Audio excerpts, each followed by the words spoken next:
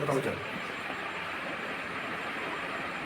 তাহলে আমরা বুঝতে পারলাম আমরা যে কর্ম বর্তমান করি এর সার আর অসারতা কি, আমাদের নামাজ রোজার সার কোনটা আর অসারতা কি। আল্লাহ রসুল একটা কথা বলেছেন, সাহাবী রসুল বলছেন, ইয়া রাসূলুল্লাহ ইয়া নবী আল্লাহ হাবিবাল্লাহ, নবী গো, রোজ কিয়ামত কবে আসবে?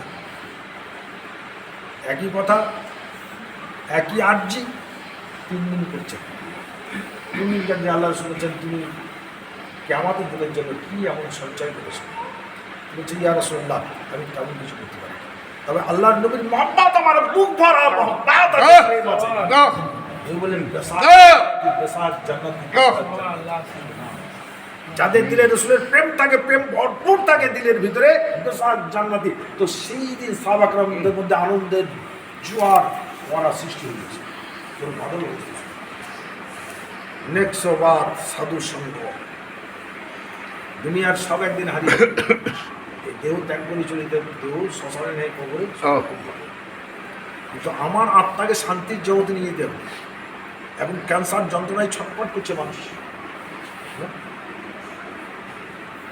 মরণ হলে আরাম পাবে, কিন্তু কর্ম খারাপ যদি হয়, সঠিক অর্থে যদি গ্রহণ করতে না পারো, সাধু সঙ্গ লাভ না করতে পারো, এই দেহ ত্যাগ করার পর আর একটা যন্ত্রদায়ক দেহ তোমার তৈরি আছে, সেটা হচ্ছে সিজিদ। সেখানে আবার এর চেয়ে 70 গুণ বেশি তেজ এই আগুনের, যে জাহান্নামের আগুনে, এই যন্ত্রণার চেয়ে সেই যন্ত্রণা আরো 70 গুণ বেশি হবে। দেহ ত্যাগ করার পর দেহের যন্ত্রণা নাই আর, কিন্তু আত্মার যন্ত্রণা থাকবে। নরককে দুর্গন্ধ থাকবে, একে কবরের আযাব বলা হয়। এই মহাবিপদ সম্পর্কে নবীর পরে যারা বেলায়েতপ্রাপ্ত কামিল, তারা মানুষকে উদ্ধার করার জন্য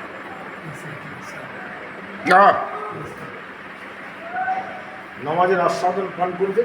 তুমি যখন, যিনি নামাজের আস্বাদন পান করে বিভোর হয়ে গেছে, যিনি নামাজের মধ্যে খোদাবন্দার সম্পর্ক কায়েম করে নিয়েছেন, যিনি নামাজে আল্লাহ ছাড়া আর দুনিয়ার কিছু চেষ্টা করেন না, দুনিয়ার সব নকশা হারিয়ে যায়, যার নামাজে আল্লাহ হাজির থাকেন, যে নামাজে আল্লাহ মজুদ থাকেন, ঠিক এইরকম কোন আল্লাহ ওলার মহব্বতে তুমি ডুবে, যে আল্লাহর প্রেমের সাগরের অতল তলে যিনি তলিয়ে গিয়েছেন, যিনি নবীর প্রেমের সাগরের অতল তলে তলিয়ে গিয়েছেন, যিনি কামেল মুর্শিদের প্রেমের সাগরের অতল তলে তলিয়ে গিয়েছেন, ঠিক এইরকম একজন আল্লাহ ওলা মানুষের প্রেমে ডুবে যাওয়া হোক, প্রেমের সাগরে ডুবে যাওয়া, তার রূপ সাগরে ডুবে যাওয়া, তার চেহারা মোবারকের খান, তার সুরাত চেহারা মোবারকের খান করো, তার মধ্যে যে আল্লাহ রসুল মজুদ আছে তুমি বুঝতে পারবে। স্মরণ করো, তার জুতো থেকে চুল পর্যন্ত স্মরণ করো, তিনি যে আল্লাহ ওয়ালা এটা তুমি বুঝতে পারবে যখন তোমার ঈমান হবে। বুঝতে পারবে না যদি তুমি ঈমান কমপ্লিট হবে, আকীদা ঠিক থাকে, তুমি পরিচয় পাবে তিনি আল্লাহ ওয়ালা, তিনি নাইবে মুস্তাফা, এটা তুমি বুঝতে পারবে।